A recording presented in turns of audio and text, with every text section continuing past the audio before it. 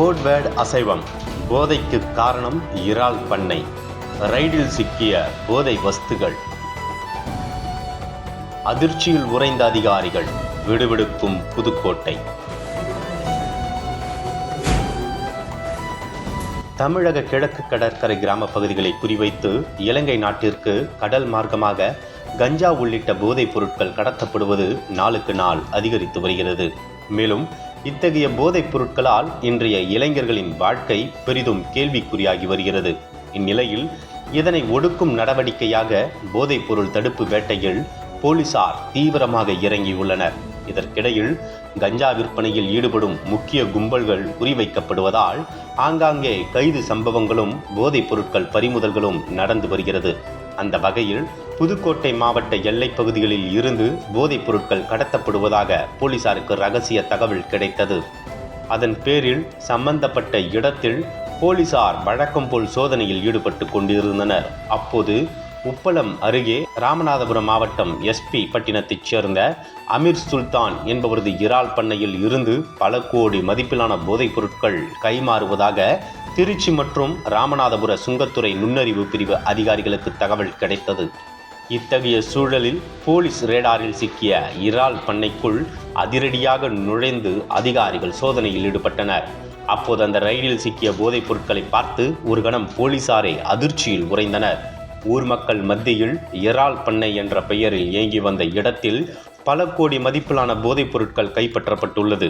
அந்த இடத்தில் சுமார் 110 கோடி மதிப்பிலான கஞ்சா ஆயில் மற்றும் 2 கோடி ரூபாய் மதிப்பிலான 874 கிலோ கஞ்சா மூட்டைகள் உட்பட மொத்தமாக சுமார் 112 கோடி ரூபாய் மதிப்பிலான போதைப் பொருள் வைத்திருந்ததை அதிகாரிகள் கண்டுபிடித்தனர்.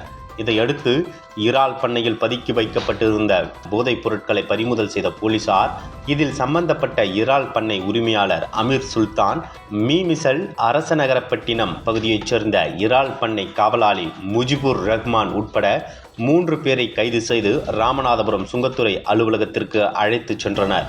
தற்போது அவர்களிடம் இந்த போதைப் பொருட்கள் எங்கிருந்து வாங்கப்படுகிறது, யாருக்கு விற்பனை செய்யப்படுகிறது, இலங்கைக்கு எந்த வழியாக கொண்டு செல்ல இருந்தது என்ற பல்வேறு கேள்விகளுடன் தொடர் விசாரணையில் ஈடுபட்டு வருகின்றனர்.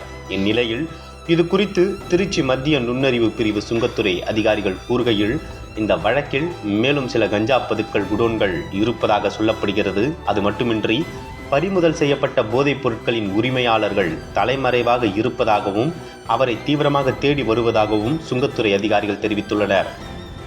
தற்போது இறால் பண்ணையில் பதுக்கி வைக்கப்பட்டிருந்த சுமார் 112 கோடி ரூபாய் மதிப்பிலான போதைப் பொருட்களை மத்திய சுங்கத்துறை போலீசார் அதிரடியாக பறிமுதல் செய்த சம்பவம் அப்பகுதியில் பெரும் பரபரப்பை ஏற்படுத்தியுள்ளது. அந்த பிரான்ஸுக்குள்ள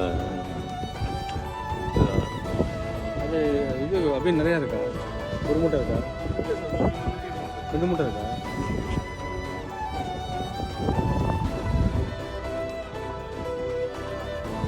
வித்தவங்க பார்த்துங்க.